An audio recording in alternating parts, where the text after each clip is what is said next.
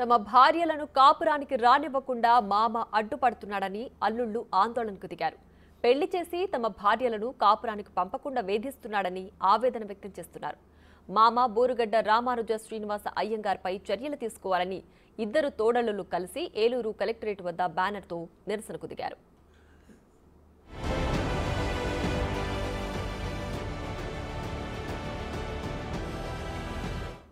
పెద్దల్లుడు Pawan private school టీచర్గా పనిచేస్తుండగా చిన్నల్లుడు విజయవాడలో animation ఉద్యోగిగా పనిచేస్తున్నారు. పెళ్లైన కొద్ది నెలలకే తన భార్యను కాపురానికి పంపకుండా ఇంటి దగ్గరే పెట్టుకున్నాడని చిన్నల్లుడు ఆవేదన వ్యక్తం చేశాడు. భార్యలను కాపురానికి పంపించమని అడిగితే తిరిగి తమపైనే పోలీస్ కేసులు పెడుతున్నాడని అల్లుళ్లు ఆరోపిస్తున్నారు.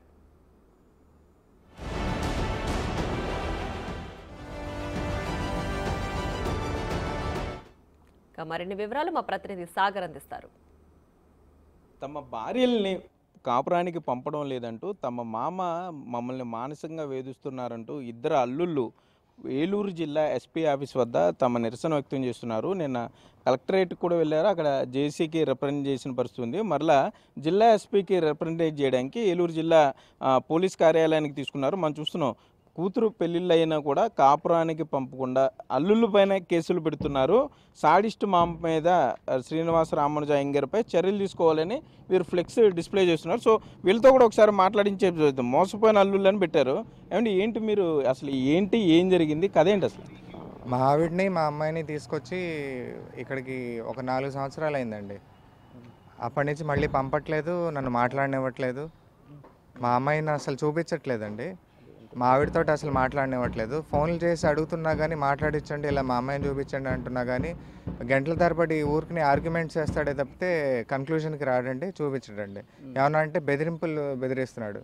ఏంటో అనుకుంటున్నావేమో, నీ మీద కేసులు పెడతాను, నది చేస్తాను, ఇది చేస్తాను, వాళ్ళు ఎవరో నక్కలోళ్ళు ఉన్నారు, ఒకవేళ ఏలూరు వచ్చి నా మీద ఏమన్నా చేద్దాం అనుకుంటున్నామేమో, ఎవరికన్నా చెప్దాం అనుకుంటున్నామో మీడియాకి, నేను వాళ్ళతో కొట్టిస్తా, కాల్పించేస్తా, నేను చంపించేస్తా, ఇలాంటి మాటలన్నీ మాట్లాడుతున్నాడండి. ఆ అమ్మాయి చాలా బాగుండేదండి, మాతోటి కలిసిపోయి బాగా మా ఇంట్లో ఉండేది. అలాంటి అమ్మాయిని ఇన్ఫ్లుయెన్స్ చేసి ఇక్కడికి తీసుకొచ్చారండి. మా మామగారు కాకుండా మా అత్తగారి ఇన్ఫ్లుయెన్స్ కూడా ఉందండి. ఆవిడ కూడా ఈ అమ్మాయిని బాగా చాడీ మాటలు చెప్పి తీసుకొచ్చి ఇక్కడికి కాకుండా చేశారండి. అసలు ఏంటండి ఇబ్బంది ఎక్కడొచ్చింది మీకు? అంటే మీరు పెద్దలు ఎప్పుడు వివాహం అయింది, మీకు అసలు ఇబ్బంది ఎప్పుడు వచ్చింది, ఏంటి క్లాషెస్ ఏంటి?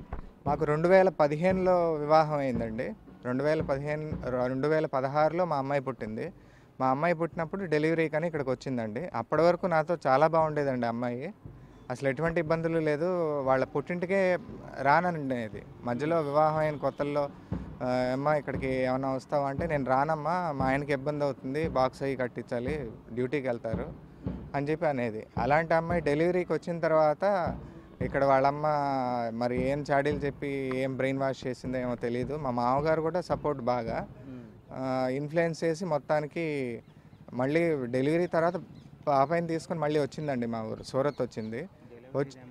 డెలివరీ వచ్చిన తర్వాత డెలివరీ అమౌంట్ 90,000 అయింది, హాస్పిటల్ బిల్స్, అది మనం కట్టేద్దాం మా అమ్మ నాన్నకి అని చెప్పి అమ్మాయి చేత అడిగిచ్చారు. నేనన్నాను 2016లో అండి, నేనన్నాను ఈ టైంలో ఇప్పుడు 90,000 ఇప్పుడు చెప్పడం ఏంటి, అదే ముందు నాకు కెపాసిటీ లేదు, నేను చేయలేనని చెప్తే నా సర్కిల్లో నేను డెలివరీ చేయించుకునేవాడిని, అక్కడ హాస్పిటల్లో సూరత్లో నేను చేయించుకునేవాడిని, నాకు 25,000 తక్కువలో అయిపోయేది, ఇంత అమౌంట్ నన్ను ఇట్లా చేయడం ఏంటి, ఇది తప్పని చెప్పి అన్నానని అది మనసులో పెట్టుకుని అప్పటి నుంచి ఆయన వైఫ్ ఇద్దరు స్టెప్ బై స్టెప్ ప్రాసెస్లో, అంటే మా మామగారు మా అత్తగారు, మళ్ళీ ఆయన కోపం వస్తుంది, ఆయన వైఫ్ అంటే, ఆయన అంటున్నావు నేనేమవుతా నీకు అంటాడు ఆయన.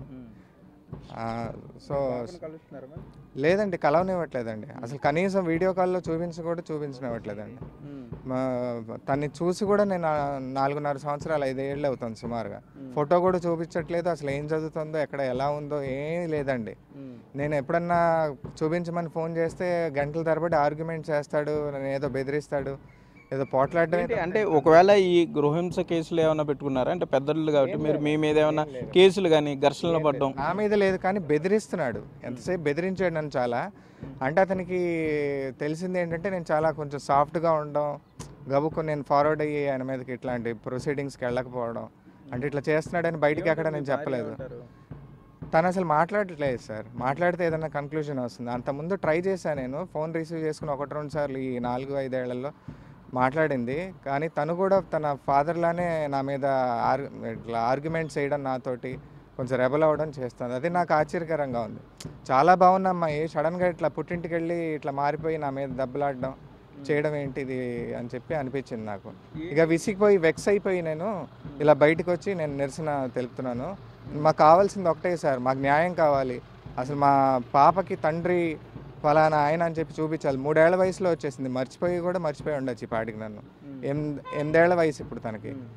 నాకు చూపించాలి మా అమ్మాయిని, మా ఆవిడని కాపురానికి పంపించాలి, మా కుటుంబాన్ని నిలబెట్టాలి. మేము కోరుకునేది ఇదే. ఆయన ఇన్వాల్వ్మెంట్ ఉండకూడదు. ఓవర్ ఇన్వాల్వ్మెంట్ అయిపోతాడండి మా ఫ్యామిలీ మ్యాటర్స్లోకి. ప్రతి చిన్నదాన్ని పెద్దదిగా చేసి దాన్ని ఇష్యూ చేసేస్తాడు. ఆయనకు అలవాటు ఉంది, మెంటల్ డిజార్డర్ ఉంది సార్ ఆయనకి. ఆయన ఈ నిమిషం మాట్లాడిన మాట నెక్స్ట్ నిమిషం మాట్లాడండి. ఓకే, మీరు చిన్నోళ్ళు, మీ పేరేంటి, ఏం చేస్తారు మీరు, మీ ఇబ్బంది అండి? నేను గేమింగ్ యానిమేటర్గా వర్క్ చేస్తున్నాను. సో మాది మ్యారేజ్ Feb 18th అయిందండి ఇదే సంవత్సరం. సో ఇప్పటికీ 6 months అయినట్టు మా మ్యారేజ్ అయ్యి. సో 3 months మేము కలిసి ఉన్నామండి. ఓటు వేయటానికని ఇక్కడికి తీసుకొచ్చాను. మా వైఫ్ని ఓటు వేయటానికని ఇక్కడికి తీసుకొచ్చానండి. మా బామ్మర్ది చేత అది నన్ను కాల్ చేయించి 30 to 40 కాల్స్ అండి. నా మొబైల్ ఇష్యూని నేను పిక్ చేయలేకపోయాను. మనం మాట్లాడుకుందాం రా, ఆల్రెడీ అయిపోయిన డిస్కషన్స్కి మళ్ళీ తీస్తూ వాళ్ళ ఫాదరు వాళ్ళ మదర్ వచ్చారు, మా మామగారు అత్తగారు వచ్చి అప్పుడు మాట్లాడుకున్నాం, అంతా అయిపోయింది. మళ్ళీ బామ్మర్ది చేత ఇలా ఆయనకి ఏంటంటే మనిషిని మానసికంగా ఫ్రీగా ఉండేవాడండి. చెప్పిందే చెప్పటం. ఇప్పుడు ఆర్కియాలజీలో ఆయనకి ఇంట్రెస్ట్ ఉంటే ఆయన చదువుకోవాలి, ఎగ్జామ్లు ఉంటే రాసుకోవాలి. మాకు కూర్చోబెట్టి 2 గంటలు 3 గంటలు క్లాస్ చెప్పి నేను చెప్పిందల్లా వినాలంటే మన ఇంట్రెస్ట్ బట్టి డిపెండ్ అయి ఉంటుంది కదండి. నెక్స్ట్ ఇలా తీసుకెళ్ళిపోయి ఇలా ఉంచుతున్నారేంటి, మా వదినది కూడా ఇలాగే అయిందేమో, అందుకే మా వదిన ఇన్ని సంవత్సరాల నుంచి ఇక్కడ ఉంటున్నారేమో అని. That is the very first time I contacted Pavan అండి. ఆయనకు కాల్ చేయడం జరిగింది. కాల్ చేసి ఇలా నా దాంట్లో ఇలా జరుగుతుంది, ఇంటికి తీసుకెళ్ళిపోయాడు, మ్యూచువల్ కన్సర్న్ మీద డివోర్స్ తీసుకోకపోతే కేసులు పెట్టేస్తాం అంటున్నాడు. ఆ ఫినాన్షియల్ డిపెండెన్సీ వల్ల ఇలా కూతుర్లను తీసుకెళ్ళిపోయి వాళ్ళకు వచ్చే ఇన్కమ్ మీద డిపెండ్ అయిపోయి ఆయన సర్వైవ్ అవుతున్నారండి. నాకు తెలియకుండా, నా నోటీస్లోకి లేకుండా మా వైఫ్ పేరు మీద వాళ్ళు ఏదైతే కొత్త హౌస్ కట్టుకున్నారో దాన్ని ఈఎంఐ జనరేట్ చేయడం జరిగింది. మ్యారేజ్ అయిన 2 monthsకి రివీల్ చేసింది ఏంటంటే మన నేమ్ మీదే ఉంది కదా, ఫర్దర్గా మా నాయనమ్మది ఏదైనా అయ్యి వాళ్ళు పే చేసుకోలేకపోతే. అంటే మీరు మాట్లాడారా, మీ భార్యతో మాట్లాడితే ఏమంటుంది ఆవిడ? దిశ పోలీస్ స్టేషన్లో కంప్లైంట్ లాడ్జ్ అయిన తర్వాత కౌన్సిలింగ్ పిలుస్తారు సార్ 3 sessions. ఫస్ట్ సెషన్ ఒక్కటే అలో చేశారు తీసుకురావడానికి. ఆ సెషన్ తీసుకొచ్చినప్పుడు మేడం గారు నీట్గా కౌన్సిలింగ్ ఇచ్చారు. అప్పుడు తను కూడా విల్లింగ్గా ఉండి నాకు కొంచెం టైం కావాలి మేడం, నేను వెళ్తాను డెఫినెట్గా అని చెప్పి తను చెప్పింది సార్. అంటే అప్పుడు నేను మేడం పర్మిషన్తో మా వైఫ్ని ఒక 2 minutes మాట్లాడతాను మేడం తనతో పర్సనల్గా, నా మీద ఇలా తప్పుడు కేసు పెట్టారు కదా, నేను జస్ట్ మా వైఫ్తో మాట్లాడతాను, తనకి ఏమైనా మైండ్లో ఉందేమో ఇలా తప్పుడు కేసు పెట్టాం ఎలా రిసీవ్ చేసుకుంటారు అదేమని, అవేం మేము క్యారీ ఫార్వర్డ్ చేయం, ఎలా నిన్ను చూసామో మా పేరెంట్స్ నేను కూతుర్లో ఎలా చూసారో అలాగే చూసుకుంటారు. ఇది కన్వే చేయడానికి తన ఐసోలేషన్లో 2 minutes మేడం గారు పర్మిషన్ తీసుకుని వెళ్ళి సేమ్ థింగ్ కన్వే చేశానండి. ఇమ్మీడియట్గా 2 minutes 20th second ఎంతో స్టాప్ వాచ్ పెట్టుకుని ఉంటే వచ్చేది. అయ్యంగారు పరిగెత్తుకుంటూ వచ్చేసి ఇంకెళ్దామమ్మా అని చెప్పి ఆవిడ లేపి తీసుకుని వెళ్ళిపోవటం. బయటికి వెళ్ళిపోయి ఎస్ఐ గారి దగ్గరికి వెళ్ళి, చూడండి మేడం మీరు మాట్లాడుకోవడానికి పర్మిషన్ ఇస్తే హీస్ థ్రెటనింగ్ మై చైల్డ్, బెదిరించేస్తున్నాడండి అని చెప్పి లోపల మేడం దగ్గర మా మీద ఎలిగేషన్స్ వేస్తున్నారండి. ఆయన ఏ వేలో అప్రోచ్. మీరిద్దరు ఏం డిమాండ్ చేస్తున్నారు ఇప్పుడు? మీ డిమాండ్స్ ఏంటి? ఇద్దరు ఫ్లెక్సీ పట్టుకొచ్చారు, పెద్ద దాని మీద రాసుకొచ్చారు, ఏమంటారు? మా డిమాండ్స్ ఏం లేదు సార్. మా వైఫ్స్ని కాపురానికి పంపించాలి, ఆయన కూతుర్ని అట్లీస్ట్ ఆయనకు ఒకసారి ఫోటో అయినా చూపిమని నేను రిక్వెస్ట్ చేస్తున్నాను. ఏమండి? అవునండి, మా కుటుంబాలు నిలబెట్టాలండి, మా ఇద్దరు కుటుంబాలు నిలబెట్టాలి. మా చంటి పాపకి న్యాయం చేయాలి, మాకు న్యాయం చేయాలి, మా దగ్గరికి మా వాళ్ళని పంపాలి.